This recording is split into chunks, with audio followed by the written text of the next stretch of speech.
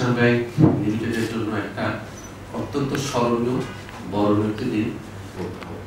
আমরা সাধারণভাবে অনেক কিছুই দেখি, কিন্তু যারা প্রকৃত অর্থে জ্ঞানী ব্যক্তি তারা দেখা না দেখার মাঝখানে যেটা অজানা অচেনা রয়ে যায় সেটা ওনারা জানতে পারেন এবং তাদের কাছ থেকে সেগুলো আমরা জানতে পারি। যেখান থেকে কনসেপ্ট আসলো যে আমরা এরকম একজন ব্যক্তিত্বকে নিয়ে আসবো এবং ওনাকে আনা সম্ভব হবে কি হবে না, উনাকে আনলে উনার কথা আমরা কিভাবে শুনবো, কোন ব্যাকগ্রাউন্ডে শুনবো এবং কারা কারা এখানে থাকবে। আবার আমাদের জুন ক্লোজিং এ কিন্তু এই ব্যাংকিং ইন্ডাস্ট্রিতে এটা একটা বড় ফ্যাক্টর।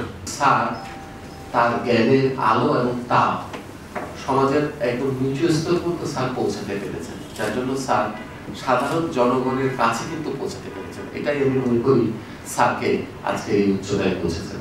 আমরা স্যারের অত্যন্ত সুস্বাস্থ্য কামনা করব, স্যারের আরো উন্নতি কামনা করব এবং স্যারকে জনাব সলিমুল্লাহ খান স্যার। আমাদের ট্রেড সার্ভিসের দরকার নেই। আমি যখন কম পয়সা দিয়ে দ্রব্য তৈরি করতে পারবো, তাই weapon of competition is cheapening of goods. দ্রব্যের মূল্য যদি আমি কমাতে পারি, প্রোডাক্টিভিটি বাড়াতে পারি, তাহলে আমি ও দেশের বাজার দখল করতে পারবো। ইংল্যান্ড করলো শিল্প বিপ্লবের পরে খোদ ইংল্যান্ডের বাজারে ভারতীয় দ্রব্যকে পরাজিত করলো, তারপরে খোদ ভারতের বাজারেও পরাজিত করলো ভারতীয় দ্রব্যকে। এইভাবে যেই ভারত অষ্টাদশ শতাব্দীতে নেট রপ্তানিকারক ছিল ইংরেজ দখলের আগে, তারা নেট আমদানিকারকে পরিণত হলো। সেটা কমা দিয়ে আরো একটা করা আছে, লেসে পাসের, মানে আমাদেরকে যেতে দিন। The best thing a government can do for the business community is not to do anything, to let them do their own job. এটা না laissez faire। এই জিনিসটাকে বলা হতো ক্লাসিক্যাল লিবারালিজম। মানে কি? Private enterprise, private property, competition, efficiency, এইগুলি ছিল তাদের ধর্ম আগে। অথবা ইংল্যান্ডে যেটাকে বলা হয় শিল্প বিপ্লব।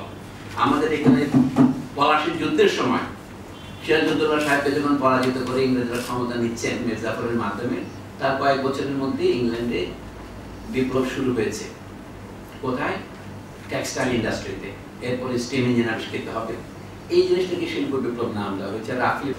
যে সমস্ত দেশ সরাসরি উপনিবেশ হয়েছে অথবা যে সমস্ত দেশ অন্য কারণে অধস্তন রয়েছে, তারা মোটামুটি কম ভ্যালু অ্যাড করা দ্রব্য অথবা কাঁচামাল সরবরাহ করবে, আর যারা উন্নত হয়েছে তারা শিল্পায়িত দ্রব্য রপ্তানি করবে। এই যে মহাভাগ, international division of labour, Asia, একটা ইউরোপ, আর একটা নাম লিবিয়া। আফ্রিকার নাম তখন আফ্রিকা ছিল না, কারণ পাশের দেশ লিবিয়াকে লিবিয়া বলা হতো।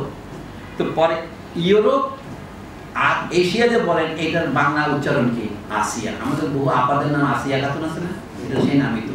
আর ওই আপার নাম কি? আফ্রিকাতে একটা মেয়ের নাম, ইউরোপ একটা মেয়ের নাম অয়রোপা, যে গ্রিক পুরাণ থেকে এসেছে। তো ইউরোপের মধ্যে প্রান্তের প্রান্ত হচ্ছে ইংল্যান্ড, ওইটাকে আমরা বিলেত বলি। বিলেত মানে হচ্ছে অ্যাকচুয়ালি ক্ষেত, মফস্বল। আর এখন আমরা বলি বিলেত ফেরত মানে মহা কিছু না। ইতিহাসে সব জিনিস বদলায়। আমি বদলানোর থেকে আপনাকে বলছি, অনেক কিছু বদলেছে। বিলেতের এখন মর্যাদা বেড়েছে, ইংরেজি ভাষা পৃথিবীর শ্রেষ্ঠ ভাষা হয়েছে, এই বিষয়ে কোনো তর্ক করার কিছু নাই। এবং ইংরেজি শিখলে আমাদেরই লাভ। এইখানে ঠিক আমরা যারা এখন আছি, আমাদের জন্য আপনার স্যার কীরকম সাজেশন বা এটার আলোকে আমাদের ভবিষ্যতের কর্মপন্থাটা কীরকম হওয়া উচিত, কোন জায়গায় আমাদের ফোকাস হওয়া উচিত? এবং আমরা যে সিস্টেমটার নাম ভালো শব্দের অভাবে সকলে কিন্তু বুঝি না, নিও লিবারালিজম বলি।